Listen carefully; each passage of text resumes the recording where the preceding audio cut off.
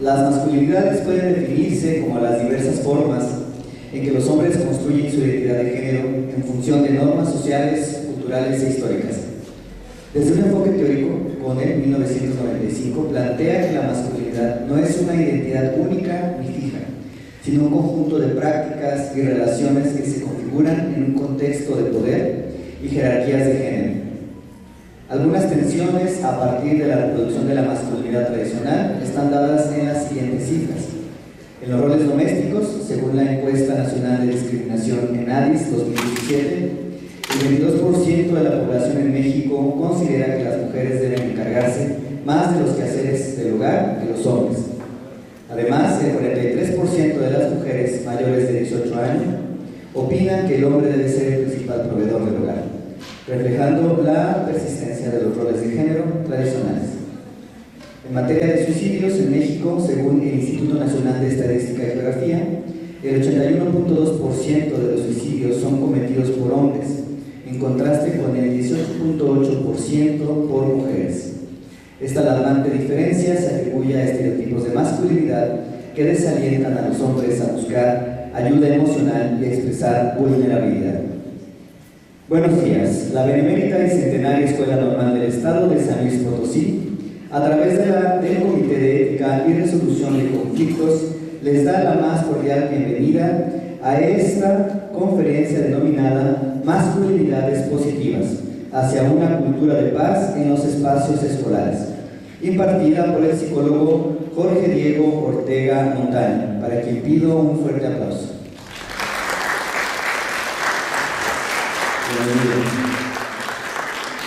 Me permitiré ahora leer una breve semblanza de nuestro ponente.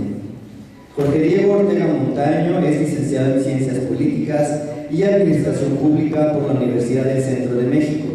Es licenciado en Psicología por la Universidad Tangamanga y maestrante en Administración con énfasis en Gestión Pública por la Universidad Autónoma de San Luis Potosí. Cuenta con cursos y diplomados en Promoción de Derechos Humanos y Derechos Humanos de las Mujeres. De 2019 a 2020 laboró en la atención a personas con adicciones como psicólogo técnico del Instituto Temazcal.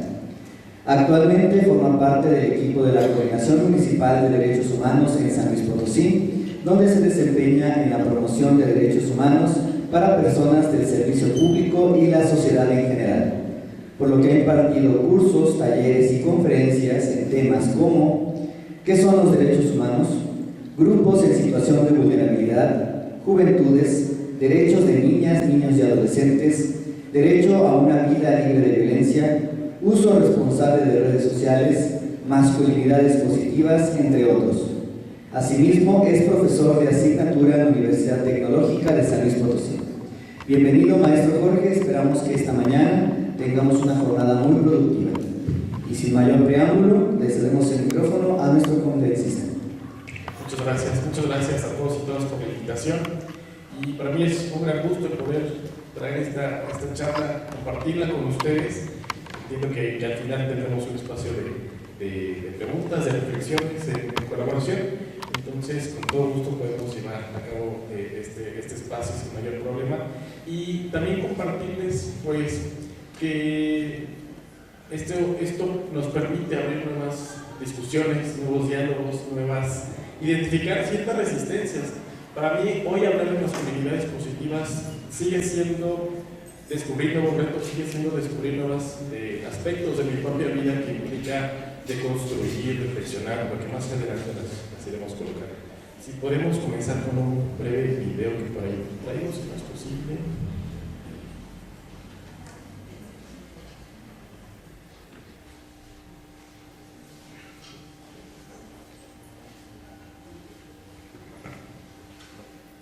¿Cómo se enseña a ser niña? El sexismo en la escuela, ¿no? Entonces, si una niña, como si fuera una niña, pues ya aprende. Niña séllate, niña cállate, niña ven, pues mira, soy niña. Y dice la maestra, los niños que ya han acabado el ejercicio, que salgan. O sea, no sé.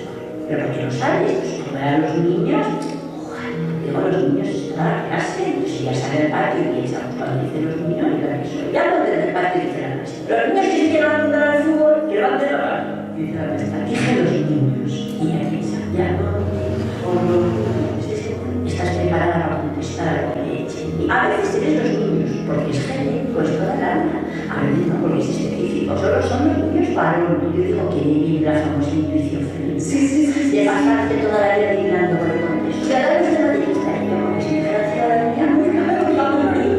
Yo no tengo que hacerte de la comunidad de Madrid. Las mujeres tienen que hacerte, o ese dermatólogo que me dijeron, si hay algo, vamos, es que resulta que a mí me gustaría saber esas cosas. Y el lenguaje, entre otras cosas, está para decirme. Fíjate lo fuerte de esa anécdota, es que es de jamás la vivió.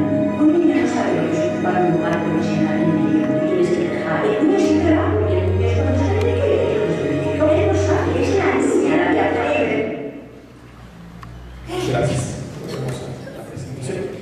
De pronto nos encontramos con situaciones tan cotidianas que luego normalizamos a través del lenguaje, ¿no? Y aquí vamos a hablar un poquito de varios aspectos, como puede ser el lenguaje, si bien no es una charla de lenguaje incluyente, pero claro que atraviesa la forma en que las masculinidades positivas nos colocan a hombres y mujeres frente a situaciones que nos llevan a retos cotidianos, ¿no? Decía este breve video que se me hace muy puntual de cómo las mujeres, algo que yo como hombre nunca he vivido, pero que las mujeres probablemente vivan de tratar de intuir, me están nombrando a mí, no me están nombrando ahí, y luego desde una masculinidad tradicional, heteronormada, patriarcal, machista, el discurso es la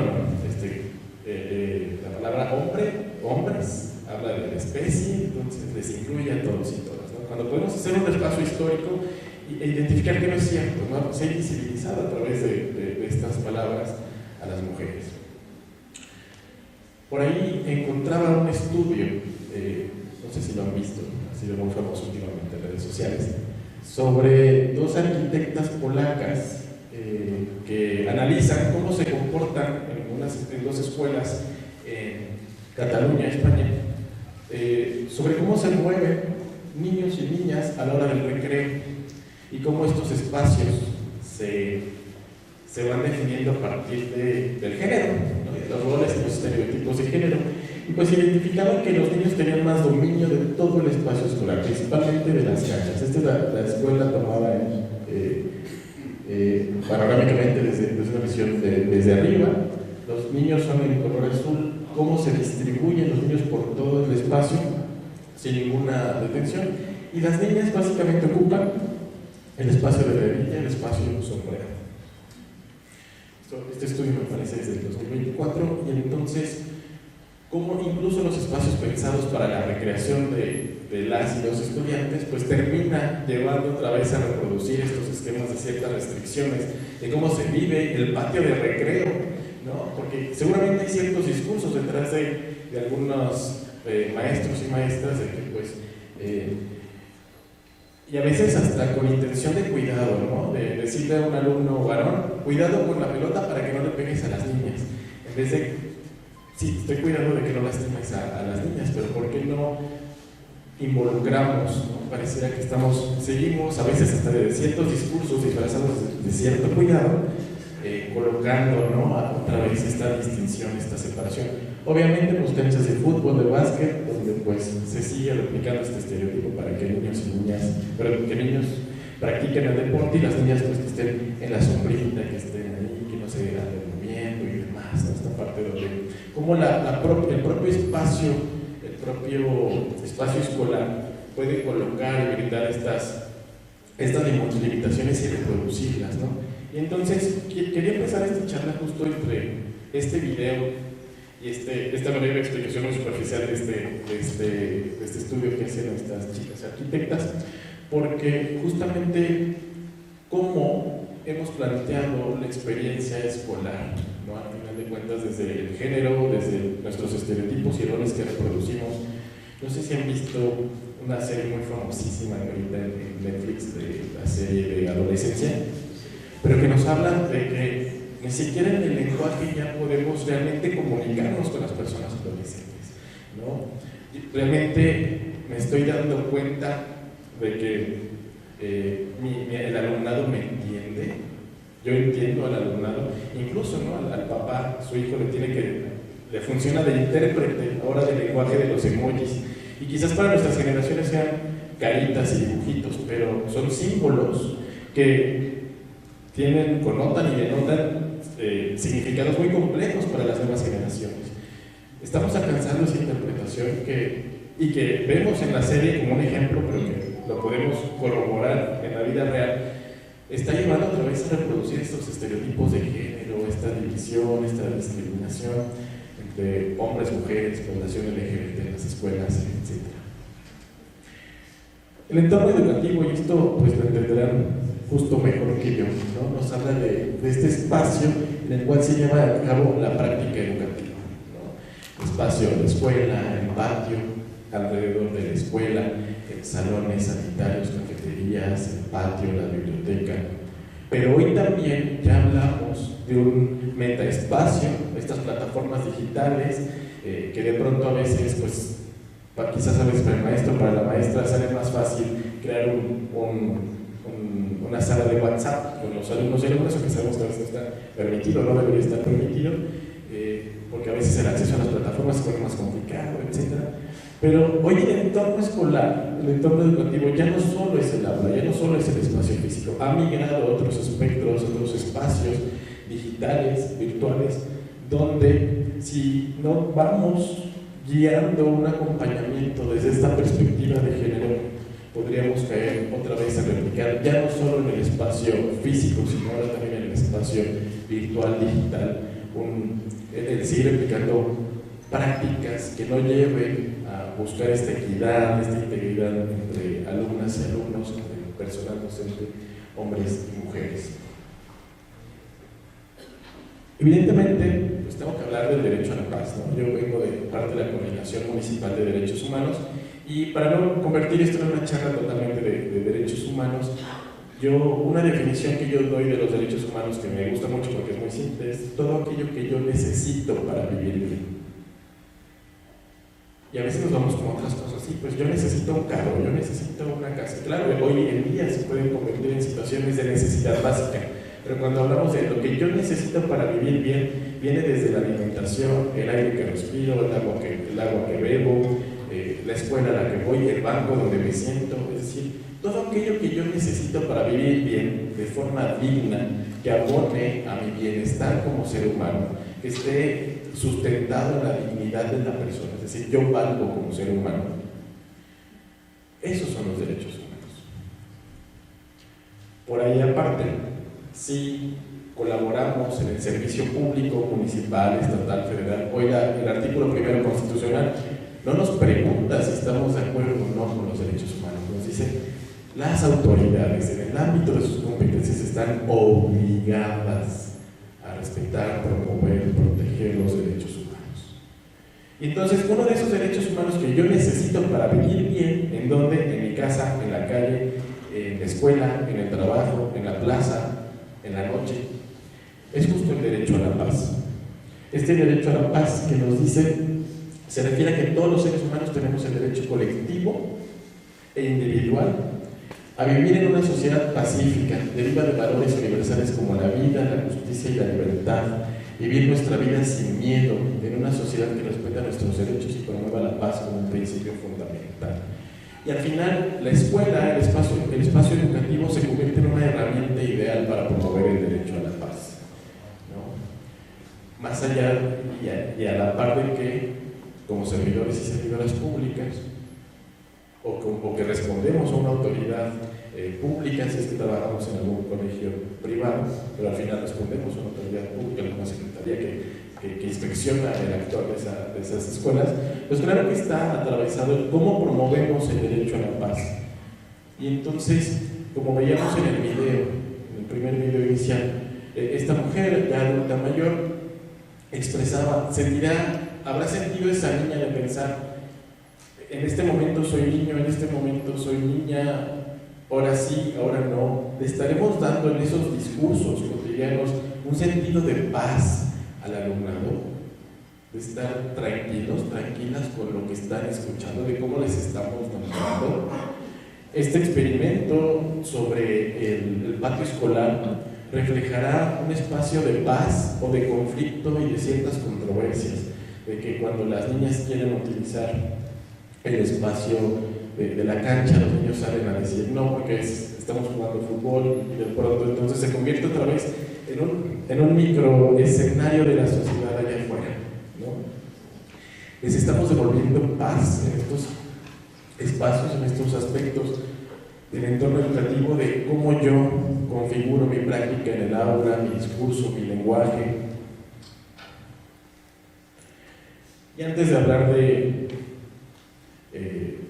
cultura de paz, a mí me gusta como que separar un poquito los conceptos. Primero hablar de cultura, y la UNESCO ya hace más de 40 años nos habla de la cultura como el conjunto de rasgos distintivos, espirituales, materiales, intelectuales, afectivos, que caracterizan a una sociedad o a un grupo social.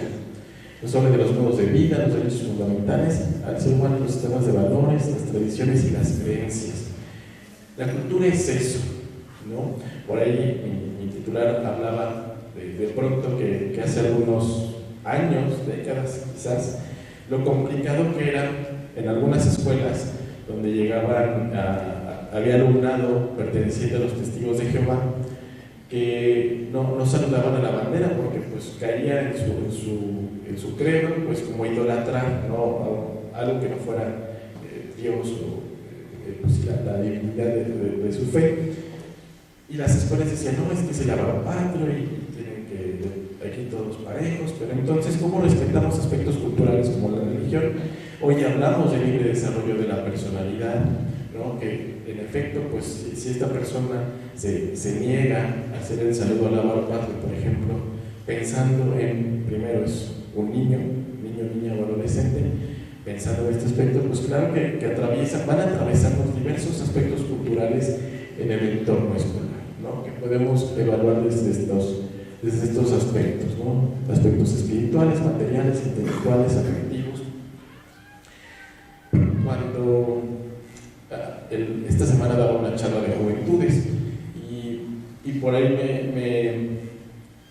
en algún momento me abordaba una maestra, ¿no? Es que la música hoy en día refleja muchísima violencia. En mis tiempos la música no era tan violenta. Y a veces de ahí nos agarramos para comenzar a hacer distinciones desde el aspecto cultural. ¿Qué están consumiendo hoy niños, niñas y adolescentes y personas jóvenes? Porque luego desde ahí empezamos a colocar barreras. Entonces, ¿cómo yo quiero llegar a hablar sobre equidad, paridad de género, lenguaje incluyente, si desde antes estoy colocando resistencias y muros en muchos aspectos? Y no les estoy pidiendo que escuchemos peso pluma todos y todas, ¿no? Pero, ¿cómo nos empezamos a comprender? Porque yo le decía a la maestra, ojo, porque probablemente hoy algunas expresiones musicales podrán tener contenido violento muy gráfico, muy directo, ¿no? Sin embargo, si nos ponemos a escuchar las canciones del pasado, híjole, bien poéticas, ¿verdad? Pero hablan de machismo, violencia de género. Si nos vamos al tema de los corridos relacionados con el crimen, pues tendríamos que irnos a algunas bandas del norteño de hace unos 20 o 30 años, ¿no? No es la música de hoy, ¿no? Vamos, la violencia ha estado expresada desde hace mucho. ¿Cómo la identificamos? Porque luego entonces ponemos barreras, ¿no? Lo tuyo no sirve porque hoy está bien fea la música y la mía sí es bonita. Y empezamos en un ciclo interminable y vamos rompiendo barreras de comunicación. Esto por poner un ejemplo relacionado con una particularidad de la cultura. Y en cambio la paz nos habla de que no solo es la ausencia de conflictos, la paz no solo es la ausencia de guerra. De pronto puede haber espacios donde no hay guerra entre ciertos territorios, pero la tensión cotidiana es terrible.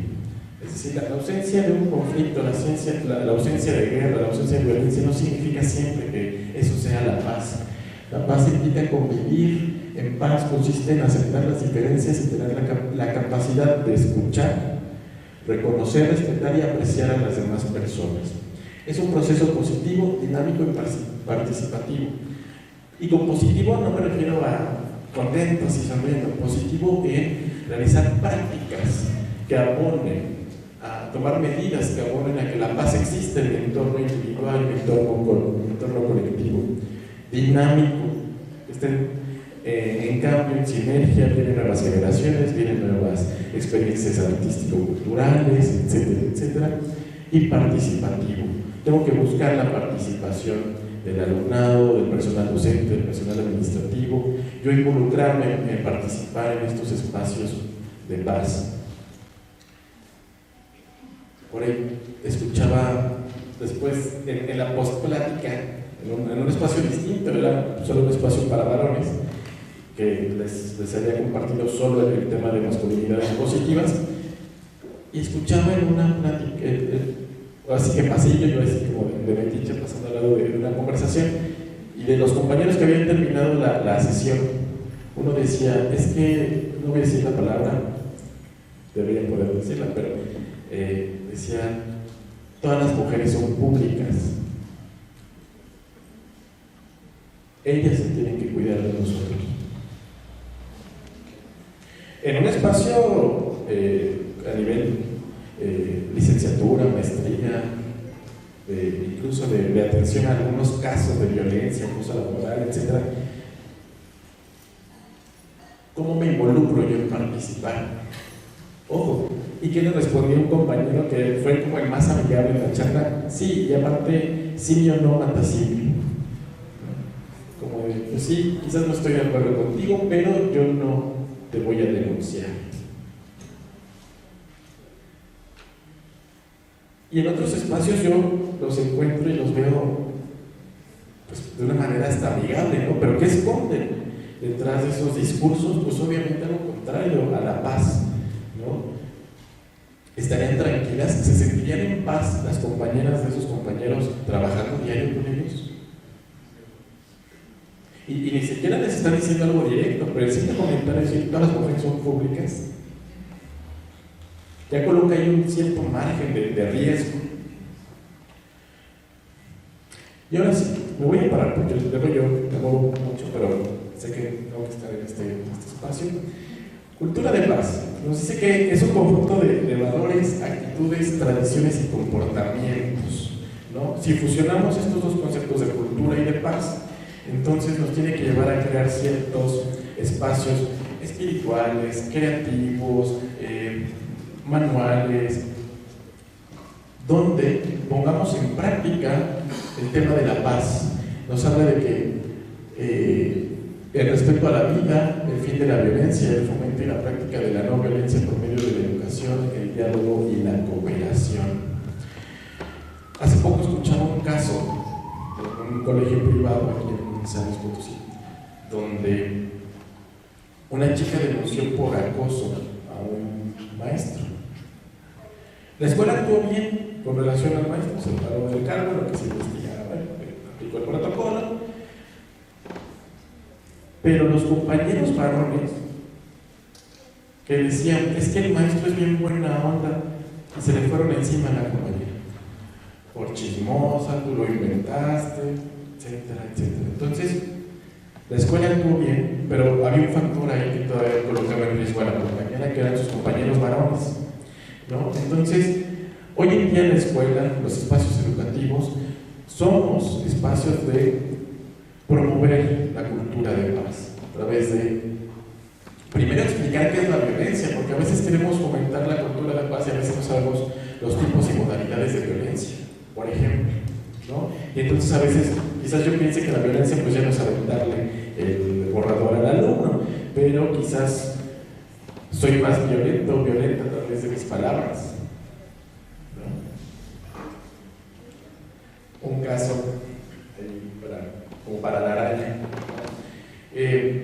también un preescolar, llega una niña y le dice a su mamá, mamá, me dice, la niña tiene 3 años, mamá, la maestra dijo enfrente de mis compañeros, ojo lo que dicen los niños y niñas de 3 años. Imaginen el escenario, la maestra dijo que enfrente de mis compañeros, o sea, ella era consciente de que fue expuesta, que chuparme el dedo es de bebés. Para nosotros puede dar hasta un poco de gracia o risa.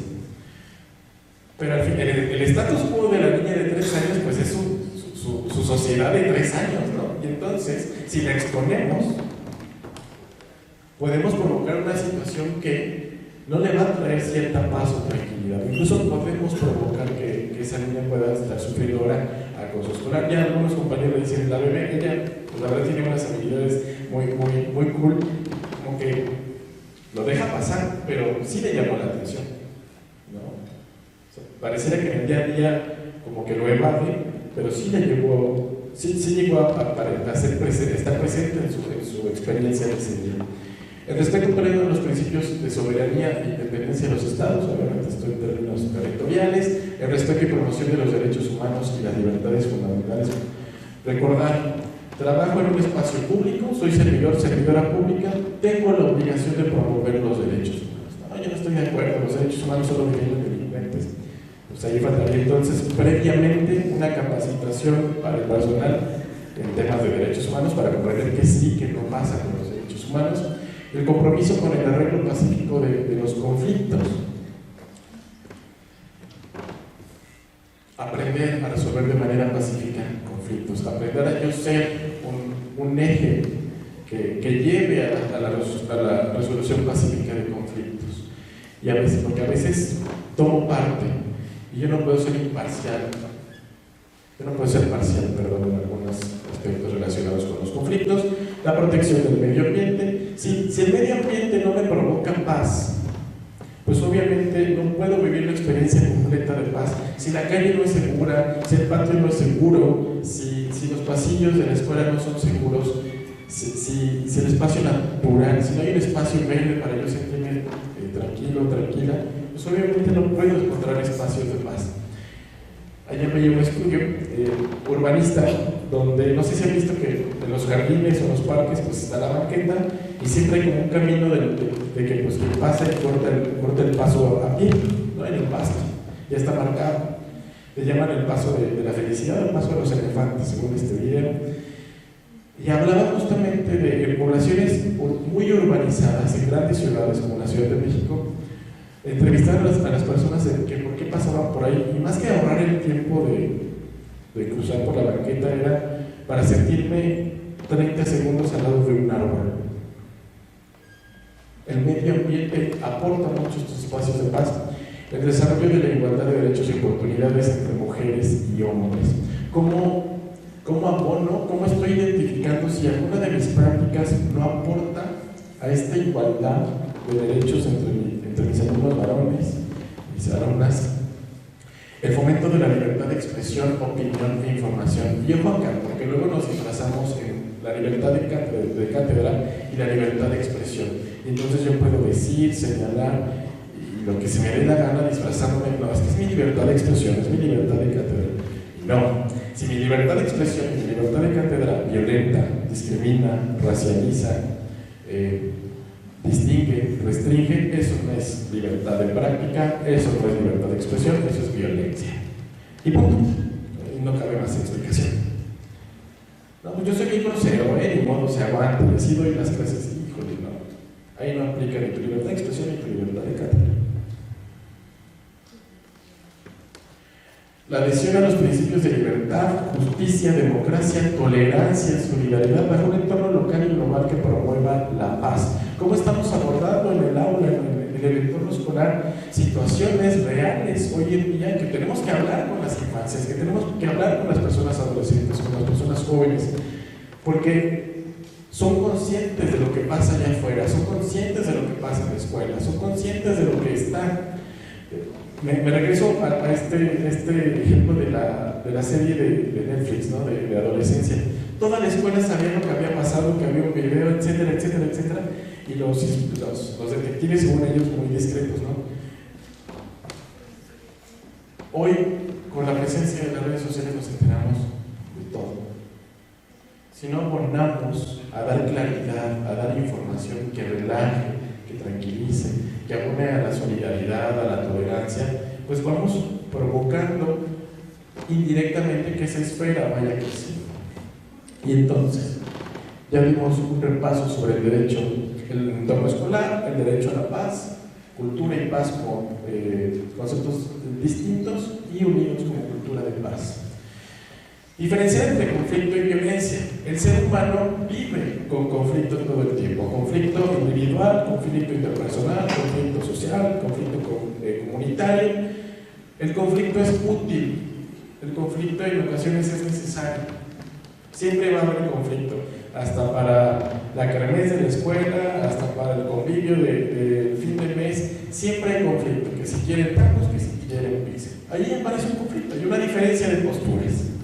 La manera en que yo resuelvo el conflicto puede evitar que caigamos en violencia o en una situación que empiece a distanciar. Y entonces nos dice que el conflicto se puede definir como un desacuerdo de intereses, ideas o metas. Siempre va a existir. Con mi pareja, con mi familia, con mis amistades. El conflicto siempre existe. Y si no hubiera existido el conflicto en la humanidad, probablemente no estaríamos hoy con toda la tecnología que tenemos, porque justo el conflicto nos ha llevado a crear situaciones más cómodas en la vida del día a día. Puede ser intrapersonal. A veces tengo conflictos conmigo mismo. ¿Corto o no corto al tóxico, a la tóxica? ¿Voy o no voy a la fiesta? Es que no voy a nadie que me caiga bien, pero luego van a decir que soy bien aburrido porque no fui. Sí, conflictos internos. Interpersonal, con otra persona. Intragrupal, dentro del grupo. E intergrupal, un grupo con otro grupo. Va a haber conflictos siempre. En cambio, la violencia es el uso intencional. Yo tengo la intención de usar mi fuerza física o el poder real que yo tengo para hacerle daño, ojo aquí, a mí mismo. Puedo ejercer violencia contra mí mismo. Decía el doctor al principio, pues justamente, ¿no?, la tasa de suicidios aquí en San Luis Potosí, nos platicaban en una instancia psiquiátrica, de hombres de 20 a 39 años, me parece, estás incrementando la ideación, intentos de suicidio, de actos suicidas en San Luis Potosí muchísimo, en varones. Amenaza contra mí mismo, contra una persona, contra un grupo de personas o contra una comunidad. Hoy vemos conflictos, ¿no?, por allá en Israel, conflictos donde un Estado está atacando, está prácticamente destruyendo una población, al pueblo palestino, ¿no? Por ejemplo, o comunidad. Reconocer que en mi entorno escolar existen grupos sociales en contexto, en situación de vulnerabilidad. Niños, niñas y adolescentes son un contexto en situación de vulnerabilidad, para empezar. Personas jóvenes son una población en contexto de vulnerabilidad. Población LGBT son una población en contexto de vulnerabilidad. Pero a veces he observado personas que, como pensaban que en mi salón de población LGBT ya se resolvía el mundo y la situación, y no. Yo no aseguro que mis compañeros, compañeras de trabajo, que mis jefes y jefas, el personal administrativo, que mis alumnos y alumnas puedan pertenecer, por ejemplo, a la población LGBT. Y a veces nos aventamos discursos contra una comunidad, como puede ser la población LGBT, que violentan. Bueno, es que yo lo dije porque en mi salón pues, no hay población LGBT, como sabes. Para empezar, pues nadie te tendría que decir o hablar de su orientación sexual, ¿no? Tipos de violencia: violencia física, sexual, psicológica, económica, patrimonial, obstétrica o cualquier otra que coincida con este concepto. Modalidades de violencia. Se puede dar en el ámbito familiar, en el ámbito laboral o docente, en la comunidad, política en razón de género, digital, mediática y feminicida. Entonces tenemos concepto de violencia, tipos de violencia y modalidades de violencia. Y entonces yo puedo prevenir que esto ocurra si sé participar en la resolución de conflictos. Si yo también como maestro, como maestra, como personal administrativo, cedo y pongo parte a que el conflicto no escale.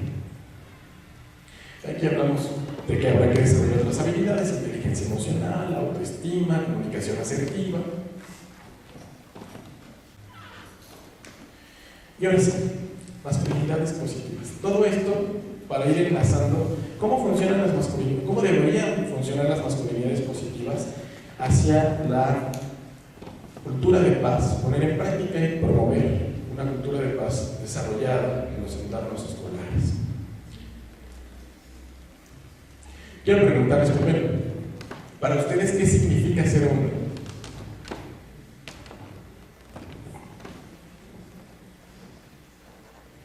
¿Qué será? ¿Quién les escucho?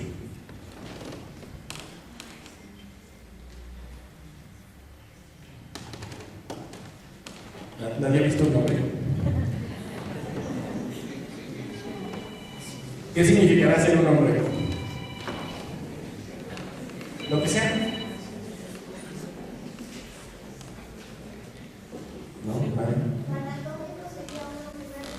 Hay una parte anatómica, una parte genital, ¿no? Se nos ha dicho que pues testículos, pene, igual a la sexualidad masculina. ¿Qué más hace un hombre? Que nos han dicho que sí. Depende de la visión donde tú lo quieras clasificar o definir, porque si nos vamos a la cuestión anatomía, sabemos que es un ser humano. ¿Un ser humano? Si nos vamos a lo social, quiere hablar de lo varonil, de masculinidad, vamos. Lo social. De género, más bien. Lo social, atravesando el género, lo varonil, su masculinidad. Claro, ¿no? Perfecto, muchas gracias. ¿Alguien más? Claro, ¿no? ¿Qué significa ser hombre? Podemos ver que el ser hombre va a estar atravesado de un sinfín de conceptos, de un sinfín de ideas, de un sinfín de posturas, ¿no? Pero entonces, antes de hablar del ser hombre, tengo que hablar de algo sí o sí, que es el patriarcado. Porque luego pareciera que lo inventaron hace poco y que ya todo el mundo habla del patriarcado. Y no, la verdad es que el patriarcado es un concepto que viene desde la antigua Roma, ¿no? Y se refiere a un dominio sistemático de los hombres sobre las mujeres, en el cual los hombres ostentan el poder y dominan en los papeles de liderazgo político, autoridad, moral, privilegios sociales y control de la propiedad. Y por aquí siempre algún compañero levanta la mano y me dice, no, pero mi mujer ya trabaja hasta más que yo y gana más que yo. Pues sí, pero aún así llega a lavar los trastes, llega a limpiar la casa, a preparar la cena, a preocuparse por la cena, a ver la tarea de los hijos. Y sé que hay algunas experiencias ya nuevas de las comunidades que dicen, no lo compartimos, ahora es al revés, pues ahora que nos plantean la otra postura. Pero en general, sí, probablemente la mujer ha tenido espacios laborales nuevos, de cierto mando incluso, pero al final se encuentran con techos de cristal en el espacio laboral y regresan a servir al patriarcado en sus hogares. Pues sí, gano más, pero tengo que preocuparme por todo esto todavía. Entonces, sigue el patriarcado ahí inserto. ¿De dónde viene el patriarcado? Pues nos habla del origen legal del patriarcado y de la familia nuclear, la familia romana. ¿Por qué? Porque justamente se hablaba del pater familias, el padre de familia, y la familia estaba compuesta por la mujer, los hijos de familia y personas esclavas, ¿no? Y en este sentido el patriarcado viene desde esa perspectiva, donde el derecho romano observa a la familia católica, bueno, en esa formación cristiana, en ese proceso de concreción de la familia, y entonces hacen una fusión bien padre, el patriarcado desde el derecho romano y desde la parte cristiana, y se crea un modelo de familia, que por ahí conocemos como la familia tradicional, ¿no? Se crea un modelo de familia donde papá, mamá, hijos e hijas, hoy ya no hablamos obviamente de esclavitud, pero donde el papá como patriarca de la familia, a cargo de la familia, ¿no? En ese momento, pues, la familia romana, comunidad política y económica básica de toda la sociedad. Sabemos que hay un proceso de conquista en el territorio, hoy México, de la España monárquica, y obviamente ellos traen pues, toda esta parte del derecho romano que se replica en nuestra sociedad. Al final somos parte del mundo occidental y por eso hablamos de patriarcado en América, porque vamos replicando justamente este sentido. El eje de la familia es el pater familias, quien gobierna sobre los miembros propiedades, siervos y clientes del núcleo familiar. Se convierte como en un dueño de la familia. Nos habla del poder del pater familias, surge de la patria potestad, ¿no? Donde tenía el poder absoluto sobre los miembros, bienes muebles y inmuebles de la familia. Es decir, el patriarca, el padre de familia, tenía la patria potestad, era dueño, por así decirlo, de los bienes y de su familia. Por eso cuando hablamos de la patria potestad del hijo de la hija, pues nos devuelve a esto, ¿no? Un sentido de pertenencia del hijo de la hija. Nos devuelve a pensar que el patriarcado viene de siglos atrás, de milenios incluso.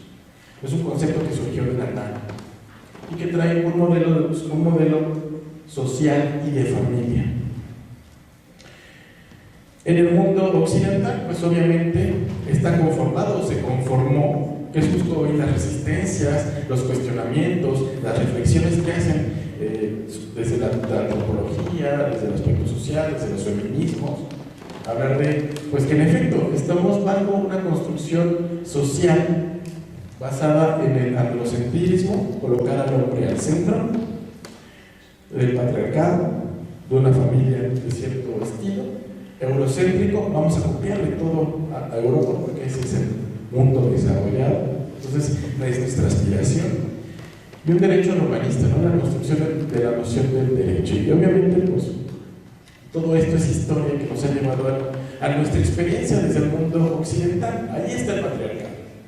Si no es algo que se inventaron hace 10 años, no, es un concepto que lo hemos identificado y que ahí está. El machismo, entonces, ¿qué será el machismo? Nos dice que es el conjunto de actitudes y comportamientos que violentan la dignidad de la mujer en comparación con el varón. Se construye a través de la polarización de lo masculino y lo femenino.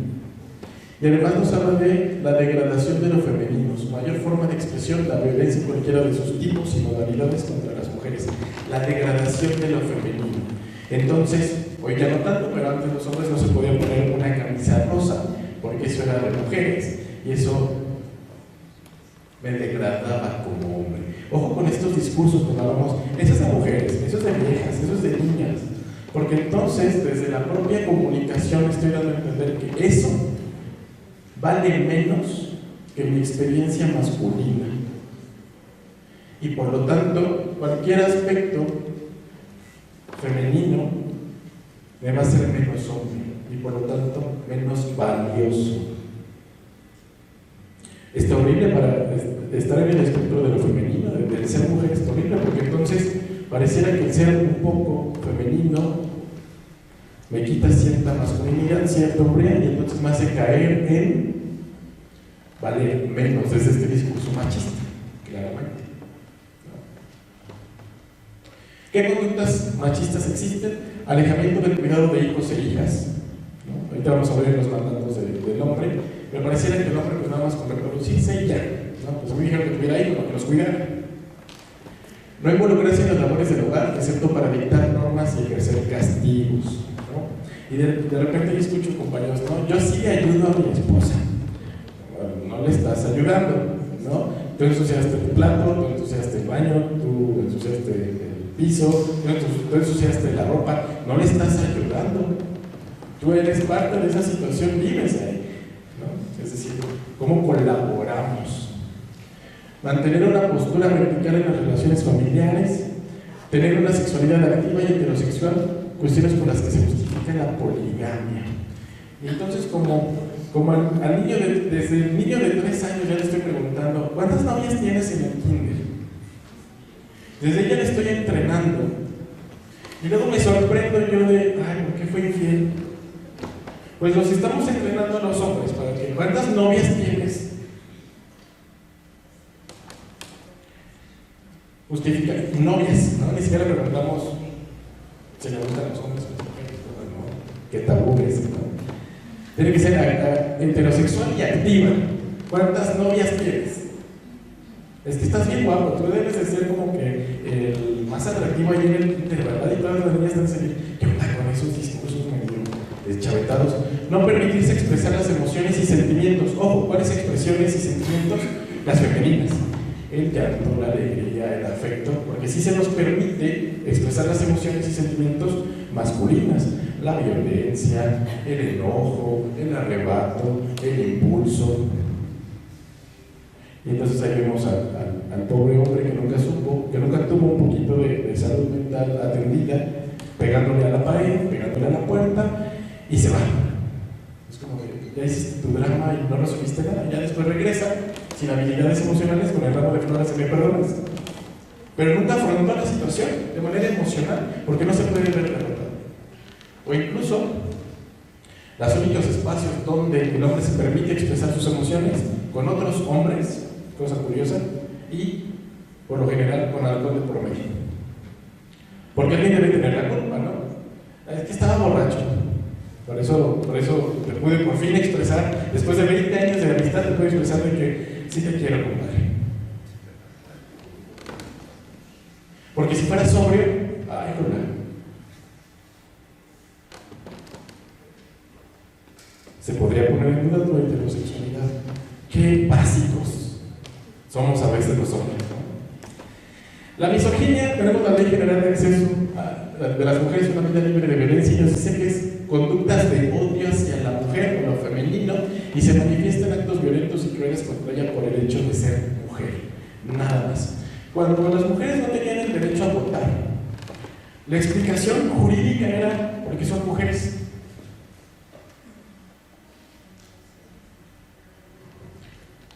Misoginia, por el simple hecho de ser mujer.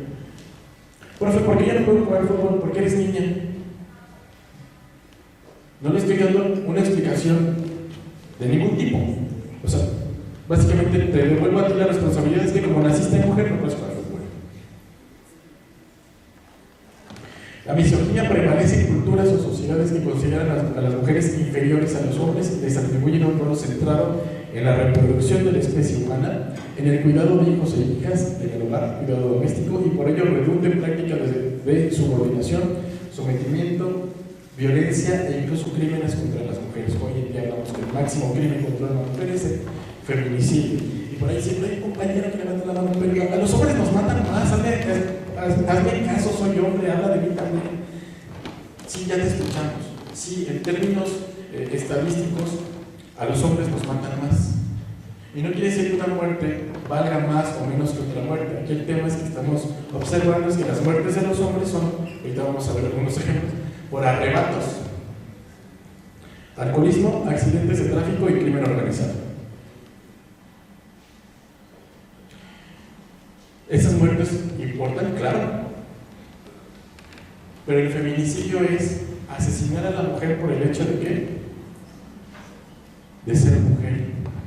Y entonces sí, podemos ver noticias terribles de cómo asesinan a hombres con disparos, etc.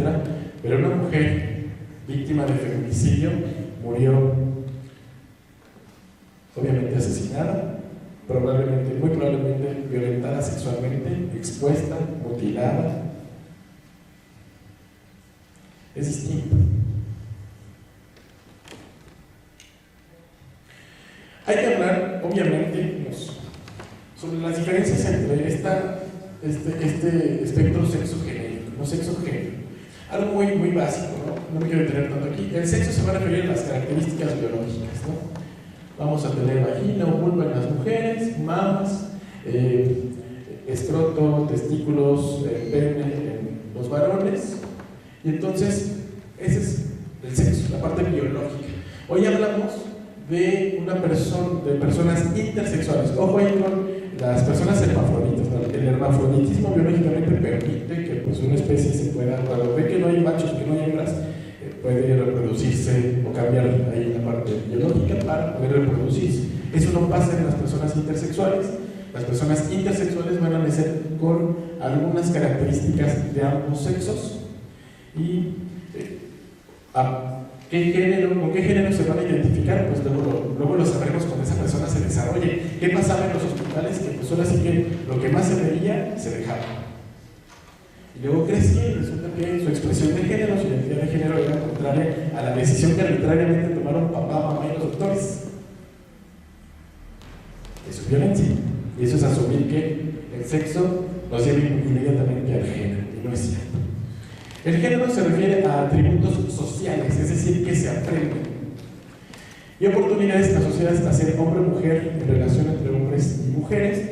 Estos atributos, oportunidades y relaciones se establecen y se aprenden en la sociedad. ¿Quién me enseñó a ser hombre? Pues obviamente mi mamá, mi papá, mis hermanos, la escuela, la calle, las series, las películas, los periódicos, las redes sociales, las noticias. Ahí va marcando los anuncios de televisión, ahí va marcando, ¿no? Hay algunos anuncios de una cervecera, ¿no? O de los cigarros, cuando antes existían, nos colocaban en ser hombre y ser mujer. ¿Cómo funcionaba? Por lo tanto, estos atributos se aprenden y cambian. No es lo mismo ser hombre hoy, 2025, que ser hombre antes, durante y después de la pandemia, por ejemplo. Y por lo tanto, no es lo mismo ser hombre o mujer hace 20, 30, 40, 50, 100, 200, 500, 1000, 2000 años. El género va cambiando y se va transformando a partir de la experiencia social, de los atributos sociales. género e identidad. ¿Cómo me expreso? La identidad de género es el concepto que se tiene de uno mismo como ser sexual y de los sentimientos que esto conlleva. Es mi experiencia personal. A menos que yo te comparta cuál es mi identidad de género, la vas a poder saber. O a menos que alguien aquí tenga la mente, lo va a poder saber. Pero si no, mi identidad de género es algo que está aquí. Y nadie más la sabe a menos que yo la comparta. Y mi expresión de género es la manifestación externa del género.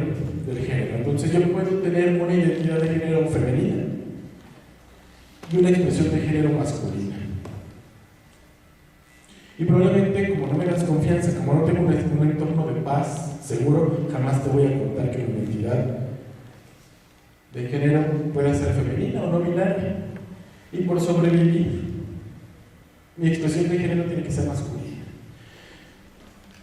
Vámonos a la expresión de género un poquito, ¿no? Ejemplos breves.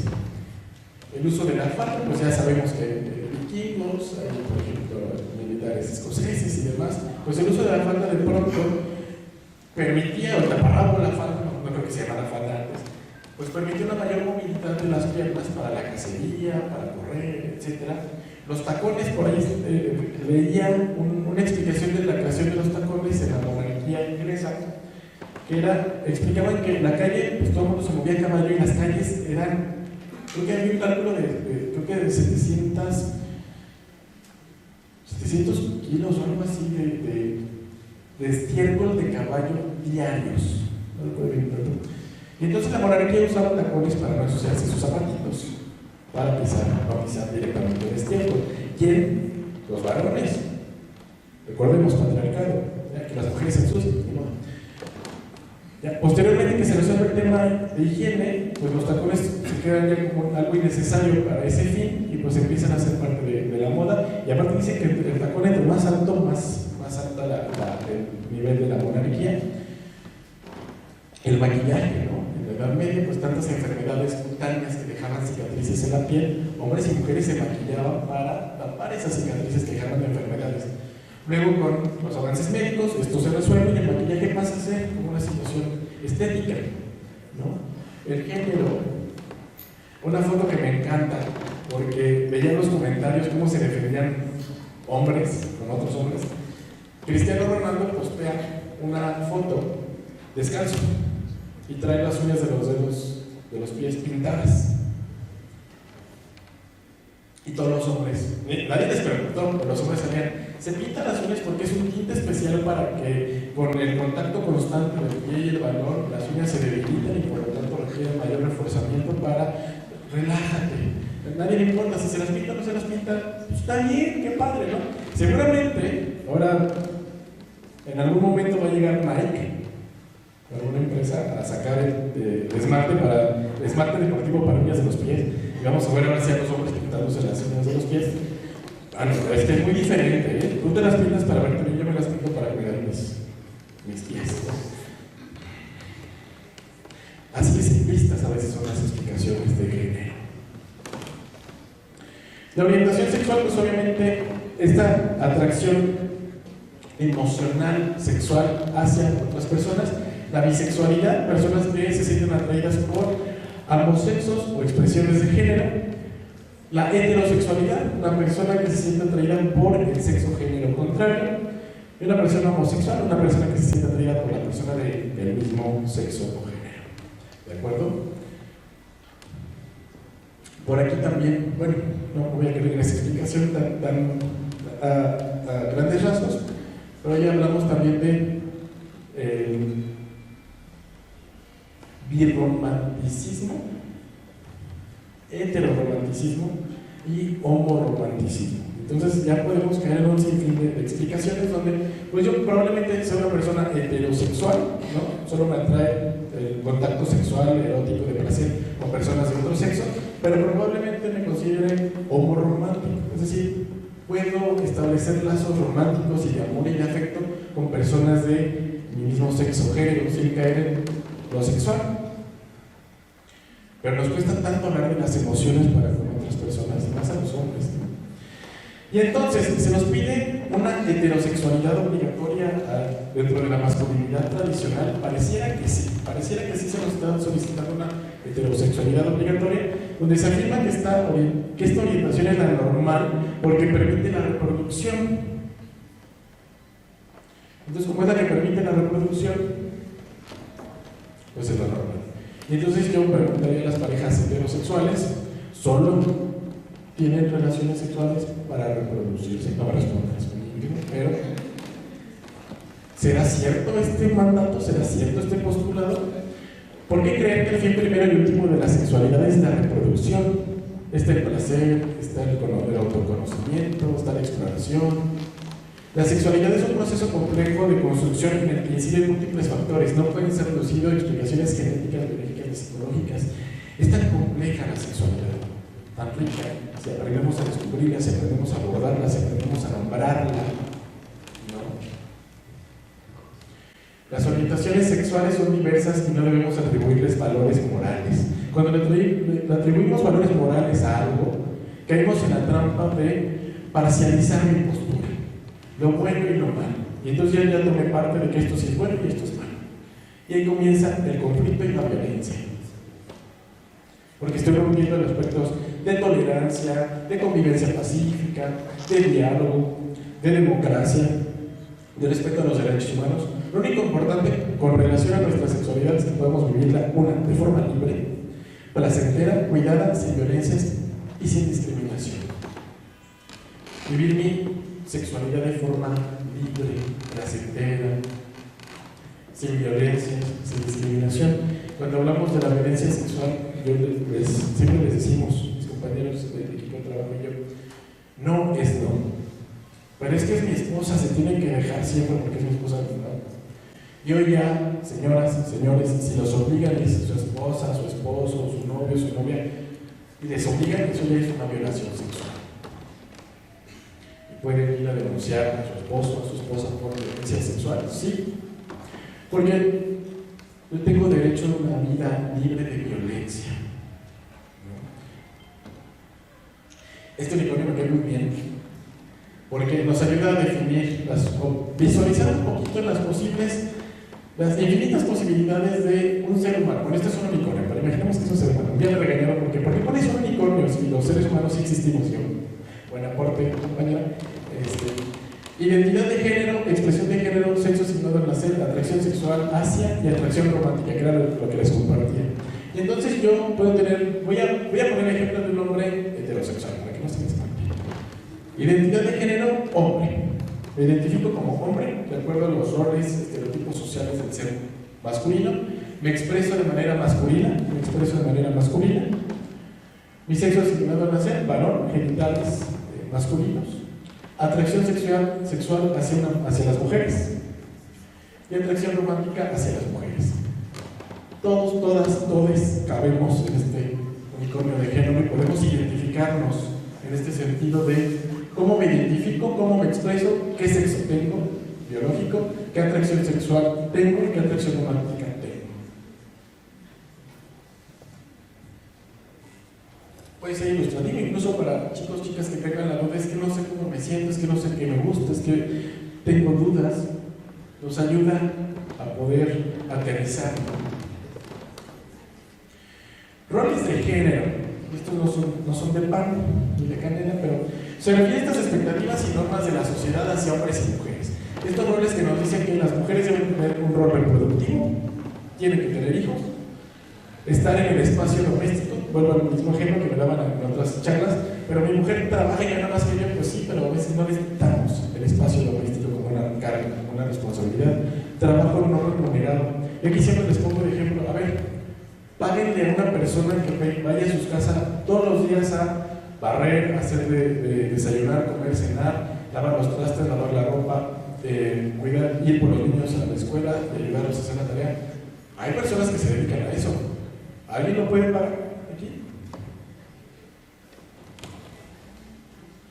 Por eso hablamos de trabajo no remunerado, de la doble o tercera jornada de las mujeres que regresan a trabajar y tienen que dedicarse al cuidado, de lo doméstico, de personas, hijos, hijas, a veces hasta el sueldo de la suegra, ¿no?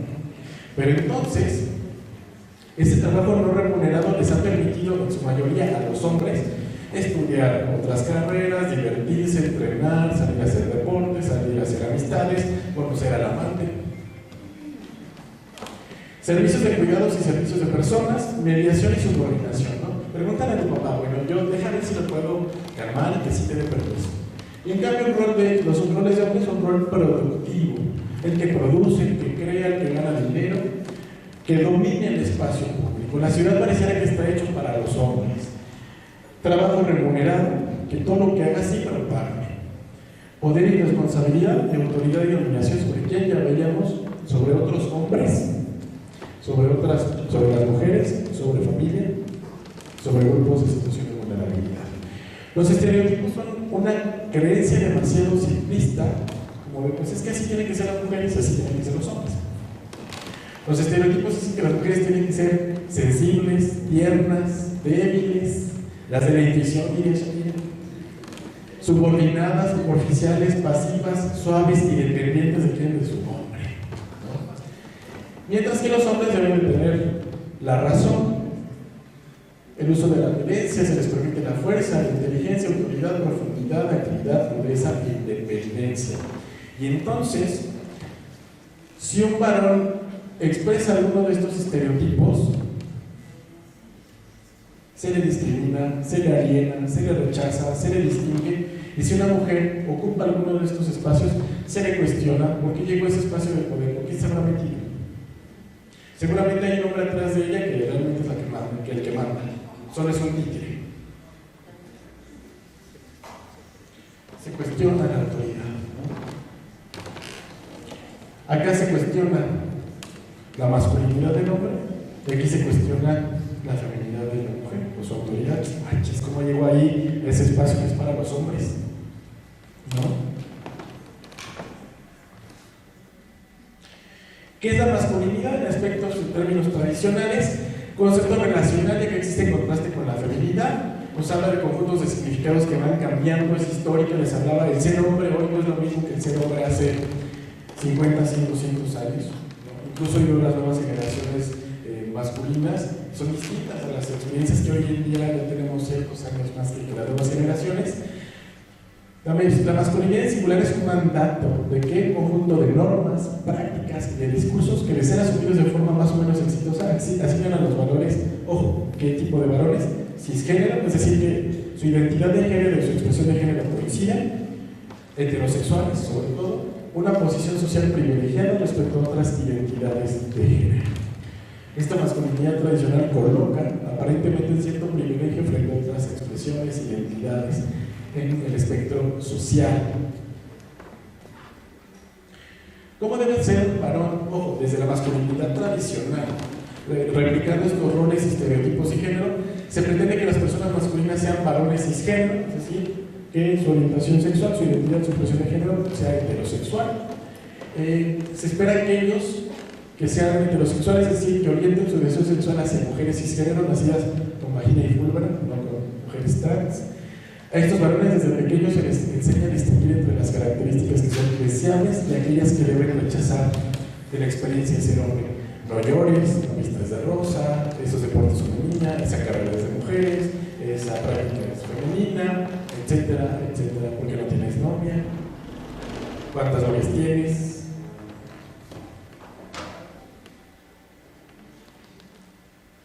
En resumen, la masculinidad no es natural, es un proceso social que se ha desarrollado, que va cambiando, que es un proceso histórico.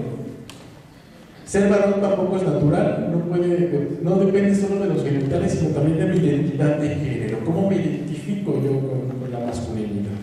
La masculinidad es más valorada a nivel social y cultural, por lo tanto se le da ciertas ventajas y privilegios al hombre cisgénero y heterosexual. Las masculinidades más privilegiadas son las que más se acercan a estos mandatos sociales y llamamos normativas de la masculinidad. Los varones, y sobre todo los grupos de varones cisgénero, ejercen mecanismos de control de la masculinidad, burlando, humillando, avergonzando o menospreciando a quienes no expresan esa masculinidad. Humillan, asesinan, discriminan a mujeres, a la población LGBT que no cumplen con esta dinámica masculina tradicional. Hoy en día México es uno de los países más violentos con la población LGBT, incluso más que en algunos países donde está penado con muerte el pertenecer a la población LGBT. Responde a la masculinidad tradicional. Existen mandatos sociales sobre lo que es o no es la masculinidad que constituyen privilegios y costos, relaciones de poder para con otros espacios. Y entonces, es de machista justificar la violencia hacia las mujeres y las niñas. Y ojo, porque aquí hay discursos machistas tanto en hombres como en mujeres, como en población LGBT. Nos atraviesan. Justificar la violencia hacia las mujeres y es que porque estaba sola en la calle, es que porque se vistió así, es que porque fue a buscarlo, es que si ya saben cómo estaba en la calle, ¿para qué se exponía? Es que para qué pareciera que la culpa es de las mujeres, ¿no? Por el simple derecho a ser mujeres. Como lo que les decía este compañero, ¿no? Las mujeres son públicas, ellas que se cuiden. Yo como ser humano no tengo la capacidad intelectual para controlarme como hombre. Aguas con esos discursos. Hacer comentarios sexuales ofensivos hacia las mujeres. Ojo, esto no es libertad de expresión, esto no es un piropo, esto no es un cariño, esto no es, ay, no aguantas nada. No venimos a aguantarle nada a nadie. Los espacios son seguros o no lo son. Punto. ¿Quién respalda esa seguridad? Las autoridades, mis compañeros, compañeras de trabajo. Atendí un caso la semana pasada de una mujer que en su espacio laboral la acosaban laboralmente, le daban un sinfín de ofensas y demás, y sus compañeros varones calladitos. No se involucraron nunca. Despreciar el trabajo de las mujeres, sí, pero es que eso es de mujeres, yo lo haría mejor. Bueno, sí, o sea, está padre lo que tú haces en tu chamba, pero mi chamba es más interesante, es más valiosa. Justificar la violencia en los espacios públicos, ¿no? ¿Cuánta violencia en los espacios públicos, en el transporte público? Chiflidos, piropos, nalgadas, tocamientos, acoso, persecución, fotografías, videos. Cosa que les apuesto, los hombres no vivimos en un porcentaje muy mínimo. Las mujeres, les apuesto que todas las mujeres de cualquier edad han sufrido violencia en los espacios públicos. No conozco una mujer que me diga, yo no he sufrido violencia en los espacios públicos. Vamos con estos mandatos tradicionales de la masculinidad, para ir llegando justo al final. Estos mandatos nos dicen que, mandatos tradicionales de la masculinidad. Un varón debe ser proveedor. Nos dice que el varón debe manejar los ingresos familiares, ejercer el poder sobre los demás miembros de la familia e imponer sus reglas de convivencia. Y ojo, cuando estoy en espacios solo con varones hablando de masculinidades positivas, de pronto hay compañeros que nos comparten, ¿no? Es que a mí desde chiquito me dijeron que si yo no mantenía a mi familia, no era un hombre.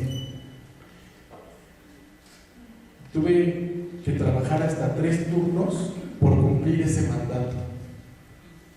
No le permití nunca a mi mujer estudiar su carrera, trabajar, porque ¿cómo iba a hacerlo si a mí me dijeron que yo tenía que proveer a mi familia, si no, no me convertía en un hombre? ¿Cuántos hombres están endeudadísimos en secreto por cumplir este mandato de proveedores? Hoy hablamos de que hay una crisis en la masculinidad tradicional en este mandato, porque sí o sí las mujeres tienen que buscar ya un espacio económico para aportar a la familia. Hoy la economía no permite, ahora pareciera que el capitalismo está ayudando a destruir este mandato masculino, pero no. Hoy es muy difícil que una sola persona pueda con la carga económica familiar.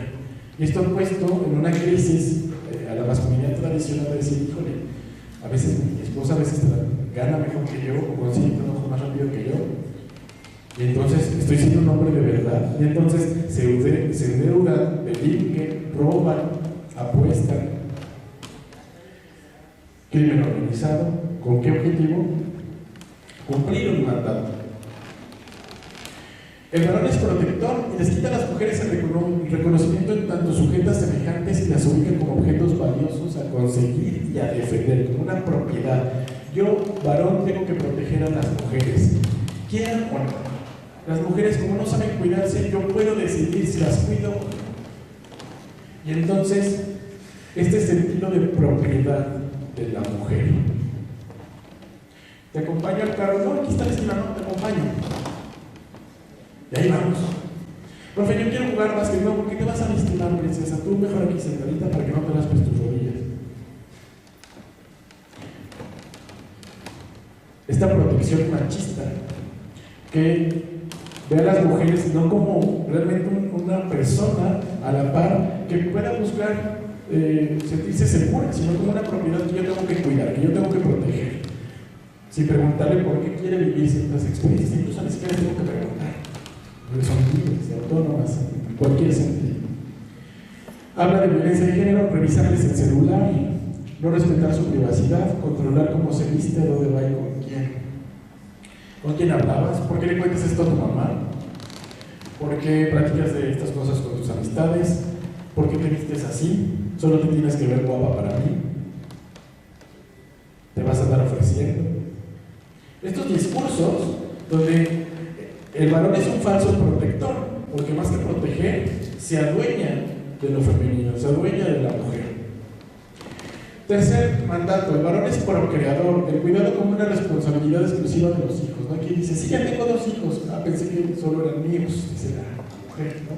Pareciera que sí, pues ya los tuviste, pero pues ahí están vivas, ¿no? ¿Cuántos papás no se fueron por el cigarro, a buscar la cajetilla de cigarros y no volvieron? Pareciera que este mandato de procrear nos lleva a que puede funcionar como barrera discriminatoria en el mercado laboral, ya que muchas empresas prefieren no contratar mujeres para no afrontar estas licencias de maternidad. Hoy en día, las luchas feministas están logrando también en paridad de género que los hombres también puedan tener estos permisos, estas licencias de paternidad. Lamentablemente, según los casos que he conocido, cuando los varones tienen licencias de paternidad, los usan para ver el fútbol, reparar el carro, descansar, y nada que ver con el cuidado del bebé o la bebé, ¿no? Un varón es racional, tiene mayor dominio del espacio público, la palabra de los varones sigue valiendo más, y esto es porque la razón se sigue considerando masculina. A veces las mamás tienen las respuestas bien adecuadas, pero no, preguntan a tu papá a ver a ver qué opina. Y a veces el señor no tiene nada que ver, o ni idea de lo que va a decir. Sí, así. Validado por un varón, ¿no? Híjole. Estos mandatos obviamente afectan y atraviesan hombres, mujeres, población LGBT, personas no binarias. No vamos a retroceder. Hubiese intervenido yo, se deja llevar por sus emociones, ¿no? Es que si yo lo hubiera explicado, en vez de mi compañera lo hubiera explicado mejor. Es que si yo lo hubiera dicho, si yo lo hubiera planteado, si no lo hubiera comprado la idea. Siempre pensando que yo como varón hubiera tenido más razón que las mujeres. Quinto mandato, el varón es competitivo. La masculinidad se mide a través del éxito, del poder y de la admiración que uno es capaz de despertar en los demás. Desde a ver hasta dónde es, ¿de qué tamaño la tiene? Una competitividad a veces tan simplista y tan absurda entre los varones que los coloca en riesgos, ¿no?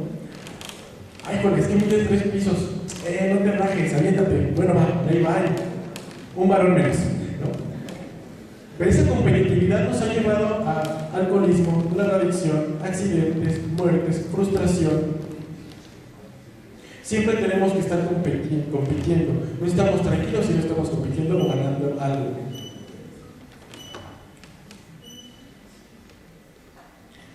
Un varón no muestra sus emociones. Ojo, les decía desde un principio, aquellas entendidas como femeninas, las masculinas como la ira, el enojo, la bronca, que son emociones del patrimonio social masculino y que también generan una sanción en caso de expresarlas en una mujer, ¿no? Es que tú, ¿por qué te enojas si tienes que ser sensible, bonita, la de la intuición, calmada, suave, ¿no? Los hombres no lloran. Y esto es muy peligroso porque va relacionado con la salud mental de los varones. El poder expresarnos, el poder hablar de nuestras emociones como algo que está y existe, ¿no? No es cierto que los hombres no lloran, se nos prohibió llorar, se nos prohibió expresar nuestras emociones, ¿no?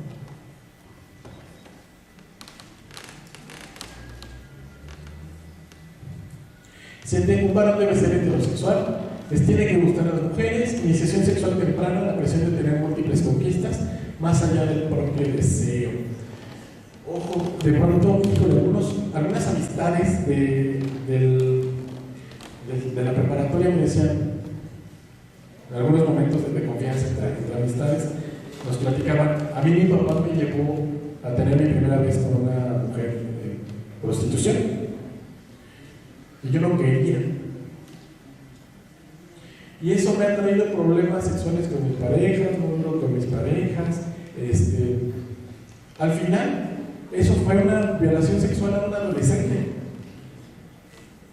Estoy obligando a un adolescente de 15 años a tener su primera vez con una mujer de prostitución. Violación sexual, abuso sexual a un adolescente. Y altera y afecta la experiencia propia. Yo tengo que intervenir yo como papá para asegurarme que mi hijo es heterosexual. Violencia sexual con otros varones. Más allá del propio deseo. Siempre andamos ahí buscando, ¿no? He visto luego en las paradas de autobús, en los cruces peatonales, que hay este hombre que quiere buscar la mirada de otro hombre. Neta, 2025, siglo XXI, seguimos con estas vulgaridades. Lamentablemente sí, ¿no? Y entonces nos lleva a veces tener prácticas que no quiero tener, pero por quedar bien con la masculinidad tradicional y con este mandato de ser siempre heterosexuales, me comentaban por decir, oye, ¿qué hago? Me metieron a un grupo de WhatsApp donde se están compartiendo el par de compañeras y de mujeres, pero yo no quiero estar ahí. ¿Qué hago? Pues salte y denuncia. No, pero si me salgo me van a decir que rajón, que marica, que por qué no me salí, que porque no me gustan las mujeres. Esta presión social entre la masculinidad tradicional nos aprisiona a veces a los hombres que, por no querer ser excluidos o rotos del privilegio de la masculinidad tradicional, pues nos quedamos asumiendo las consecuencias de que eso está mal, de que eso incluso es un delito, de que incluso podría tener yo también consecuencias legales o penales, ¿no? Pero para no romper este mandato, chiflamos, hacemos piropos, tomamos fotos, no nos salimos del grupo donde comparten el parce las compañeras, de mujeres, de menores de edad.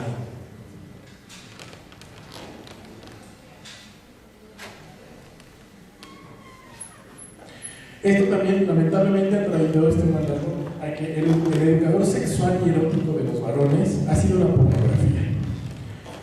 Y la pornografía es una réplica patriarcal en el ámbito sexual del dominio, de la humillación a las mujeres, de colocar una fantasía súper extraña de cómo es la experiencia sexual de placer erótica, ¿no?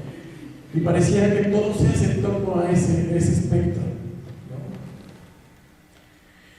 Las libertades que gozan los varones en el ejercicio de su sexualidad se ven reflejadas en el hecho de que son ellos quienes suelen tomar la iniciativa en las relaciones sexuales para que sean como y cuando ellos quieren. El deber de conquistar a veces deviene en insistencias y abusos. Ay, es que como ya llevaba un año todos los días pidiendo que iba a salir, pues ya le dije que sí. ¿Y cuántos años llevas de casada? No, pues ya 20 años. Y así se conocieron. Esta insistencia de tiene que ser conmigo, me tienes que hacer caso, tienes que ser mía porque yo me enamoré de ti, ha traído situaciones donde las mujeres han visto en espacios, en relaciones que no querían tener, pero que no había una red de apoyo, que no había estos conceptos y que tuvieron que ceder a esa presión porque pues híjole, pues un hombre les está prestando tanta atención. A veces confundimos atención con acoso y hostigamiento, ¿no? En esta serie, vuelvo a la serie de adolescencia, que creo que deja muy bien esta charla, hablaba, ¿no?, de este concepto actual de incel, de involuntary celibates, celibatos involuntarios. Y ha salido, hay algunos personajes aquí en México con estos discursos bien raros, extraños, violentos. Es que las mujeres, el 80% de las mujeres solo quieren el 20% de los hombres, y entonces por eso se dejan engañar, por eso hay que tratarlas mal, y si nos contestan, dejarles de escribir para que se sientan como con la intención de querer estar con nosotros. Un sinfín de cosas acá bien inmaduras, pero que están otra vez tratando de recuperar esta postura, esta posición de la sexualidad como un eje, un pilar de la masculinidad tradicional. Por último, el octavo mandato, no es que sea el último, es: el varón es autosuficiente, hacer todos solos. Ay, Dios. No sé si han visto en sus casas la llave de la regadera, del lavabo, que iba a cambiar el esposo, el papá, y que lleva 10 años así, porque ¿cómo le vamos a dar a un plomero para que venga a cambiar algo que yo sé hacer? Pues ya pasaron 10 años y no has cambiado la llave, como que yo creo que no sabes. No, pero el varón es autosuficiente, siempre tiene que saber, siempre tiene que poder. ¿Por qué no voy a pedir a otro hombre? ¿Qué va a decir ese otro hombre de que venga a reparar algo que yo como hombre puedo reparar? Luego está el tiradero de agua, el cortocircuito con la luz, etc. Preguntemos ahí dónde queda el hotel. No, ya lo voy a encontrar. El varón que puede estar busque en la calle y no pregunta. Yo creo que un adelanto, este es un chiste, un adelanto para romper este mandato ha sido la voz de los mapas, que son femeninos, que una mujer está diciendo a la mujer por dónde ir, no viendo esta parte. Pero a veces el mapa quieren utilizar, hasta a veces, es que si vieron otra voz, una voz neutra distinta, pues sí usan el mapa, o le bajan el volumen para no escuchar que una mujer está diciendo por dónde ir. Me ha tocado ver casos así de absurdos. Esto se traduce como un privilegio a través del ejercicio de poder, de dominio y de control que aparecen como atributos intrínsecos a la masculinidad. Entonces el hombre siempre lo tiene que resolver. Y entonces, costos para las mujeres, identidades feminizadas, el acoso en los espacios públicos, tú no opines, deja yo te explico las cosas. El acoso en otros espacios, el creer que pues, las mujeres son un objeto de conquista, de dominio, de propiedad. Costos, porque claro que no todo está padre en esta masculinidad tradicional de los hombres. Estos costos de los privilegios de ser varón. Problemas de la salud. Los varones llegan a los servicios de salud cuando el problema ya resulta, ya se están muriendo, ya hay algo totalmente mal, ya están sangrando, ya se desmayaron del dolor. ¿Por qué? Porque ir antes es una muestra de debilidad y los hombres no son débiles, aguantan, somos machos del dolor. Políticas punitivas son los varones jóvenes quienes mayoritariamente forman parte de ambos bandos, de las Fuerzas Armadas o del crimen organizado. Y entonces están persiguiendo a los varones, y entonces aquí están estos datos que repuntan, hay más homicidios de los varones, claro, justamente por estos costos de la masculinidad tradicional, ¿no? Enfermedades de transmisión sexual, VIH, infecciones, enfermedades, VIH, sífilis, SIDA, hepatitis B y C, entre otras. Hoy en día se sigue esta estima de que la población LGBT es la que más se ha contagiado o se infecta con algunas situaciones de prácticas sexuales. Sin embargo, hoy la población LGBT es una población ya, no en general, pero la mayoría ya muy informada, que sabe cómo cuidarse. Y hoy está repuntando mujeres adultas de 40 años aproximadamente, repuntando el contagio, la transmisión de VIH, porque el hombre sale con otras mujeres, se contagia y regresa a contagiar a su mujer, a su pareja formal. Muertes violentas. La mayor proporción de defunciones en adolescentes varones ocurre por causas evitables asociadas a situaciones de violencia que provocan lesiones intencionales o no intencionales, autoinfligidas o infligidas por terceros. Accidentes de autolesiones. Mira, haces el truco en la moto, sí hay más. Un varón menos. ¿Sabían que nacemos más hombres que mujeres, pero morimos más hombres que mujeres? Por eso la tabla poblacional somos el porcentaje de personas vivas y más mujeres vivas que hombres muertos. ¿Por qué?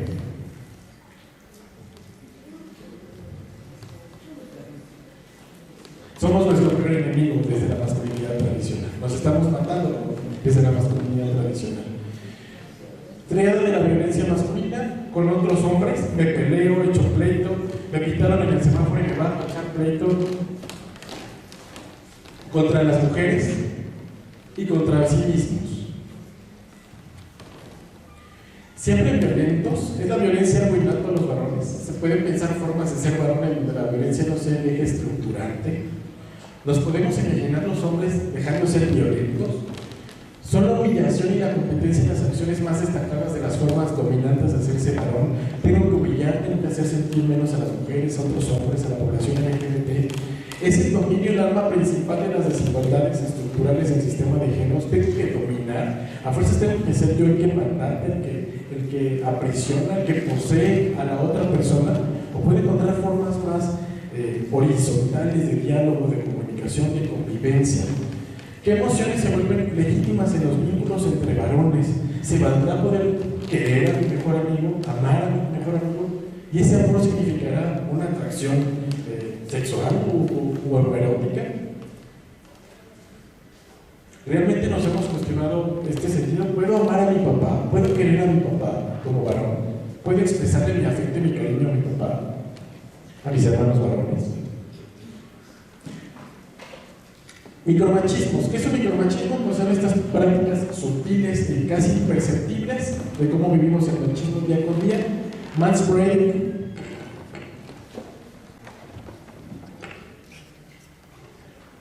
Manspreading, ¿no? Que estamos como que ocupando el asiento en los lugares públicos, una mujer así como, no, siéntate bien, no te vas a destruir nada si te sientas bien. Hay que ser cuidadosos, pero no es necesario estar desparramados. Manspreading, me voy muy rápido para concluir. Interrupting, esta interrupción constante del discurso por parte de un hombre o una mujer.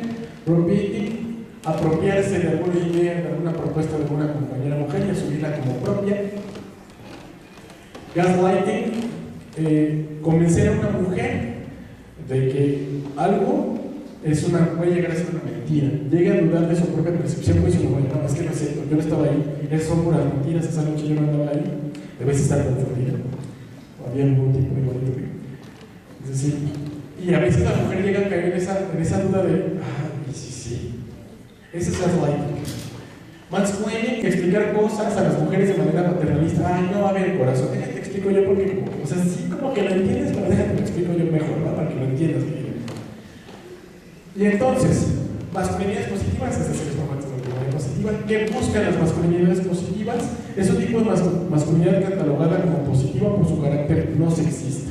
¿Qué cualidades debe tener un hombre con una masculinidad positiva?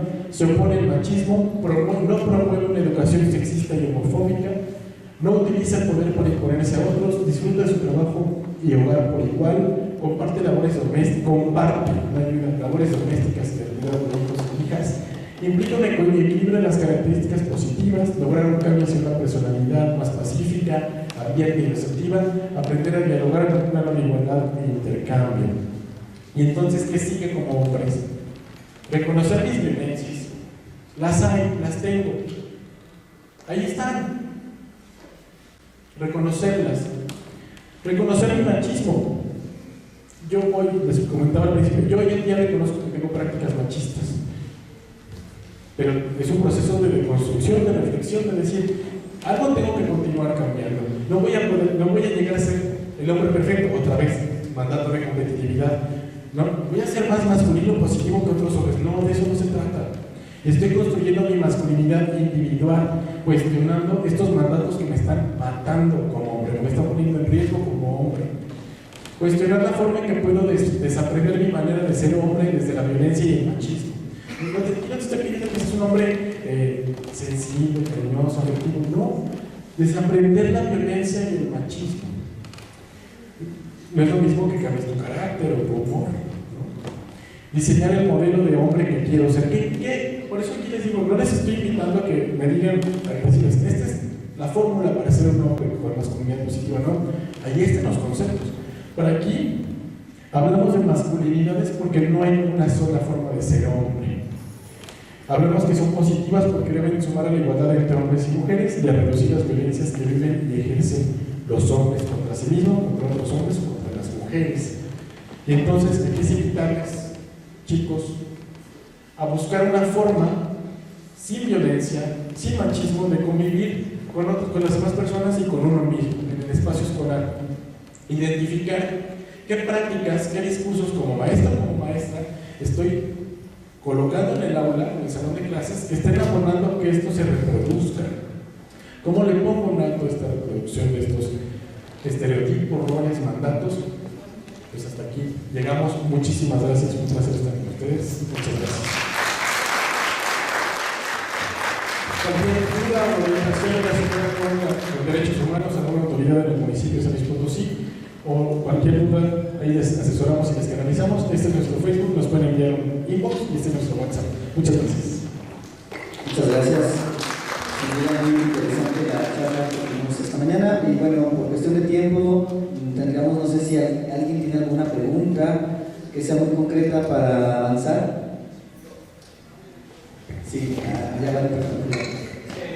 ¿Cuál es la diferencia entre machismo y masculinidad frágil entonces? Gracias, te escuché. Diferencia entre machismo y masculinidad frágil. Bueno, la masculinidad frágil ha sido un concepto que ha buscado como demostrar, ¿no?, que cuando un varón con prácticas machistas o desde una masculinidad tradicional se enfrenta a situaciones que lo exponen o que cuestionan justamente sus violencias y su forma de ser machista, pues de pronto no encuentran una salida racional, objetiva, una explicación de por qué tratas así a las mujeres, pues porque son mujeres, ¿no? Y entonces, cuando se quiebra esta explicación desde el varón, desde su machismo, desde su masculinidad tradicional, pues ahí es que hablamos de estas masculinidades frágiles, ¿no?, donde no puedes usar el rosa porque es femenino. Tan frágil es tu masculinidad que un color te representa tanto.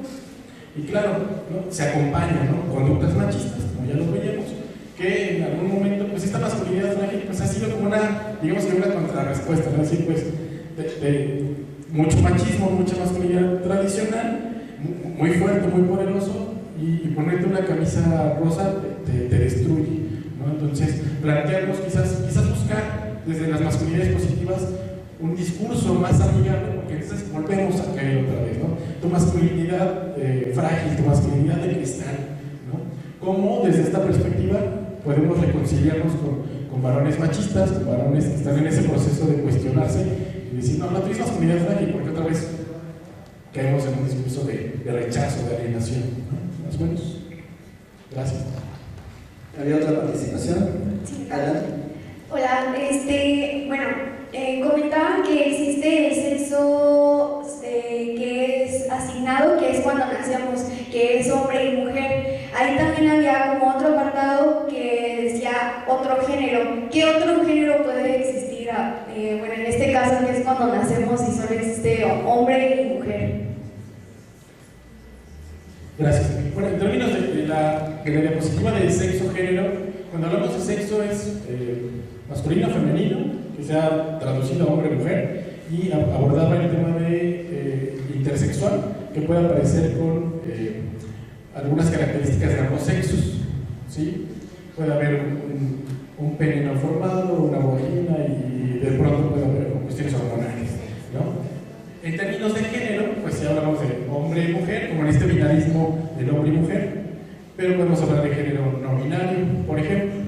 Entonces, distinguir ambas cosas en términos de sexo, masculino, femenino, o intersexual, ahí más que nada las características biológicas, y en género, pues hoy podemos hablar de hombre, mujer, no binario, ahora sí que un sinfín de posibilidades en el género, ¿no? Gracias. Sí. De este lado.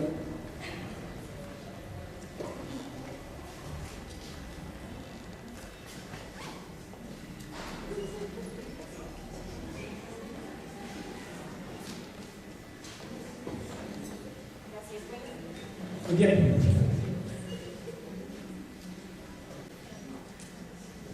Bueno, buenos días. Primeramente dar las gracias, me pareció información muy útil. Gracias por estar, por darla. Y más que una pregunta, es una solicitud a nuestros directivos que este tipo de información y plática se diera a toda la comunidad de estudiantes. No nada más a los maestros, uno, en especial a nuestros chicos, y dos, exigirles a nuestros maestros, hombres, que estén presentes, porque veamos cuántos estamos, ¿sí? No dejarlo como una invitación, debemos estar todos y no nada más las maestras, sino todos nuestros compañeros, veo muy pocos. Entonces, una solicitud. Eso es todo. Gracias. Gracias por su comentario. Esto lo platicamos al principio, mi compañero y yo. Me ha tocado escuchar antes de entrar a espacios donde me voy a dar esta plática, que los compañeros que les invitan casi como que obligados a acudir, no debería ser así, pero a veces como que caemos como que en esas resistencias, ¿no? Donde escuchaban otras veces el machismo, hoy me voy a subir como mujer para no tener que ir a la plática. Pero claro que refleja resistencias, claro que refleja cuestiones, ¿no? Habrá que identificar las maneras más viables para llegar a todos, a todas, a todos incluso. Es mucha información, pero claro, yo desde la Coordinación de Derechos Humanos realmente cuente con nuestra colaboración para poder replicar esta charla, buscar espacios quizás más acotados solo con varones. Realmente cuenten con este apoyo, con todo gusto lo replicamos las veces que sea necesario. Realmente estamos dispuestos a llevar esta charla, estos diálogos, este intercambio de ideas con todas las personas que podamos llegar. Gracias. Bien, pues vamos a ir cerrando el espacio, entonces pasaremos ahora a la entrega de la merecida constancia a nuestro ponente. Invitamos a nuestras autoridades y al Comité de Ética y Resolución de Conflictos, por favor pasen al frente para hacer la entrega de la misma.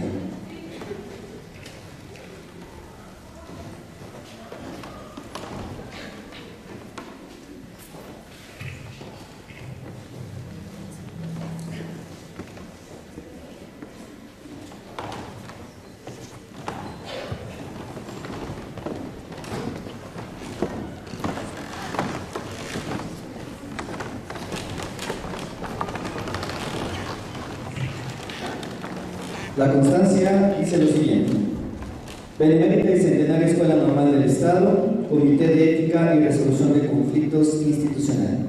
Otorga la presente constancia al psicólogo Jorge Diego Ortega Montaño por su participación como conferencista en el tema Masculinidades positivas hacia una cultura de paz en los espacios escolares, en el marco de capacitación y formación de los estudiantes y docentes que integran esta comunidad educativa. Firma el doctor Francisco Hernández Ortiz, director general de la institución. San Luis Potosí, a 26 de marzo de 2025.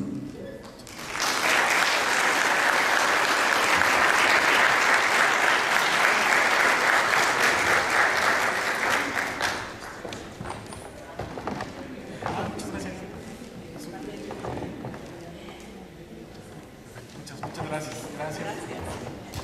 Gracias. Es así que llegamos al final. Agradecemos su presencia a esta conferencia. Esperamos que lo aquí dicho permita y facilite la reflexión y sobre todo la sensibilización en aras de lograr interacciones humanas más igualitarias y alejadas de prejuicios, los estereotipos y los roles de género. A todas las personas aquí presentes, muy buenos días.